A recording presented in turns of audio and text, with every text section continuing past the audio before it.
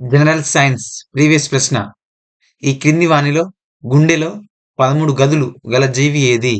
ఈ క్రింది వానిలో గుండెలో 13 గదులు గల జీవి ఏది? ఏ చేప, బి నత్త, సి బొద్దింక, డి కప్ప. గుండెలో 13 గదులు గల జీవి ఏందంటే బొద్దింక. బొద్దింక గుండెలో 13 గదులు గలవు. నెక్స్ట్ చేప. చేప గుండెలో 2 గదులు కలవు. ఒకటి కర్ణిక, రెండోది జఠరిక. చేపల గురించి అధ్యయనాన్ని ఇక్తికాలజీ అంటాం. చేపల గురించి అధ్యయనాన్ని ఇక్తికాలజీ అంటాం. చేపల పెంపకాన్ని పిసికల్చర్ అంటాం. చేపల పెంపకాన్ని పిసికల్చర్ అంటాం.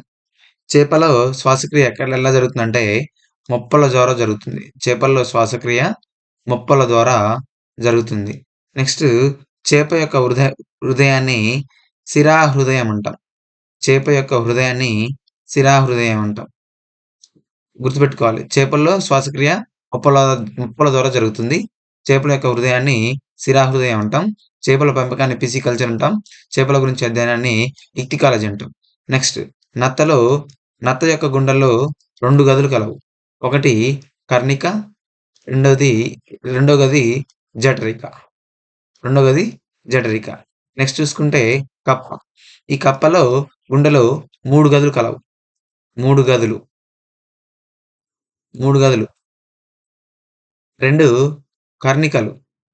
పై 2 గదులు కర్ణికలు, కిందిది జఠరిక. మొత్తము 3 గదులు కలవు.